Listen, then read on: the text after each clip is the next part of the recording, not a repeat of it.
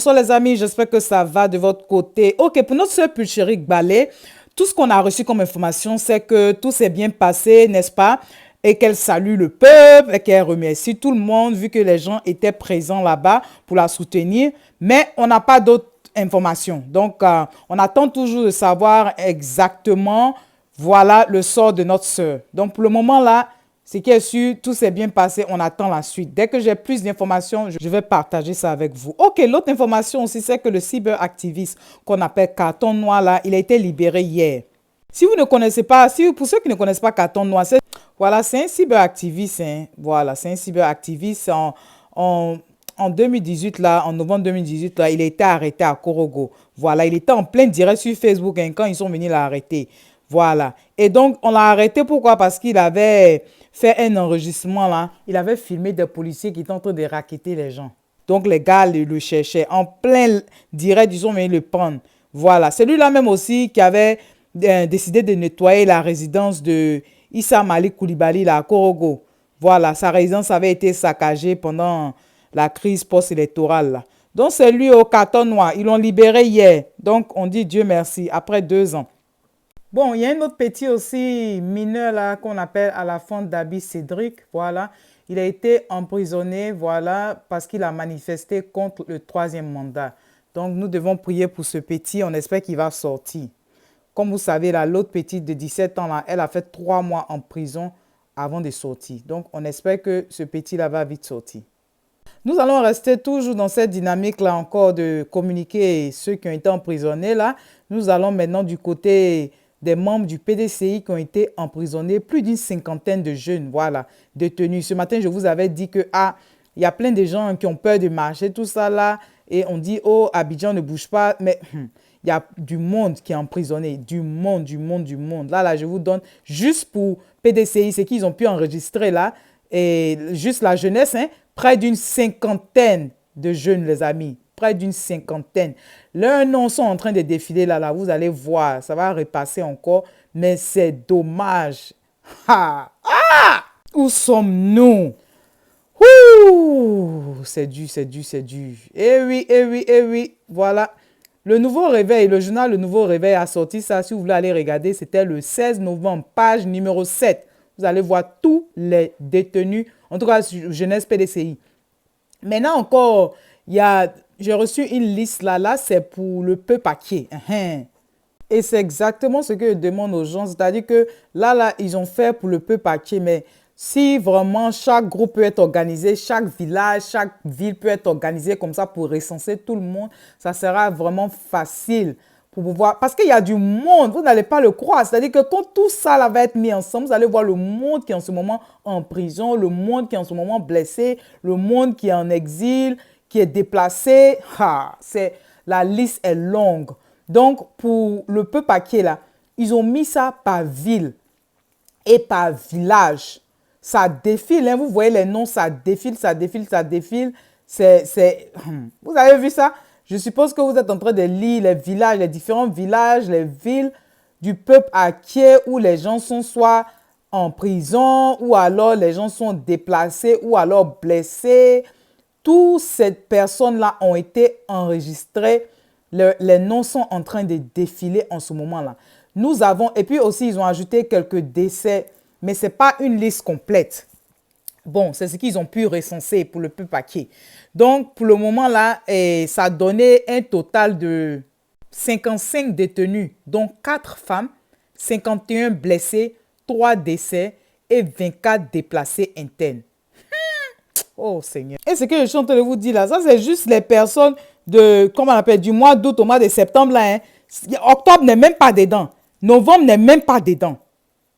Donc, juste pour vous dire à quel point c'est délicat, vraiment, Yako à tous ceux qui sont en ce moment blessés, Yako à toutes ces personnes-là qui ont perdu un parent, un ami, ça fait vraiment mal. Yako à tous ceux qui sont en ce moment-là détenus, juste parce qu'ils ont demandé qu'on puisse suivre une constitution. La constitution de notre pays.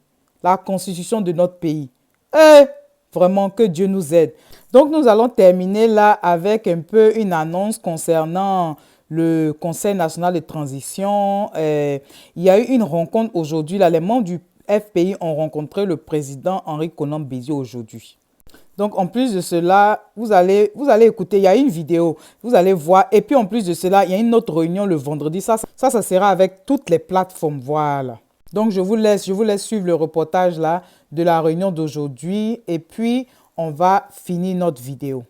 Une délégation du Front populaire ivoirien FPI, conduite par sa première vice-présidente Christine Konan, a été reçue en audience ce mercredi 18 novembre 2020 par le président du PDCI RDA, Henri Konan Bédié, à sa résidence à Cocody. Il s'est agi pour les hôtes du président Bédié de lui exprimer leur reconnaissance après la levée du blocus chez le président Pascal Affi-N'Guessan.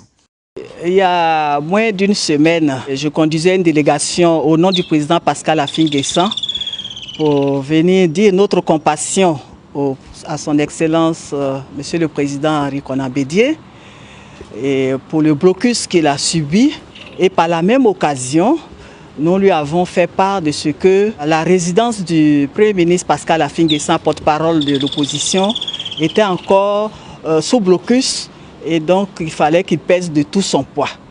Il était donc nécessaire, en tout cas urgent pour nous, pour venir lui dire merci d'avoir pesé de tout son poids pour qu'on obtienne la levée du blocus de la résidence du président Pascal Affi-N'Guessan et lui demander de continuer à faire en sorte que tous les prisonniers qui sont aujourd'hui incarcérés recouvrent la liberté dans les meilleurs délais. Aussi, a-t-elle ajouté que le président Bédié a pris l'engagement d'œuvrer pour la stabilité de la Côte d'Ivoire. Vous savez que le président Henri Konan Bédié est un homme de paix.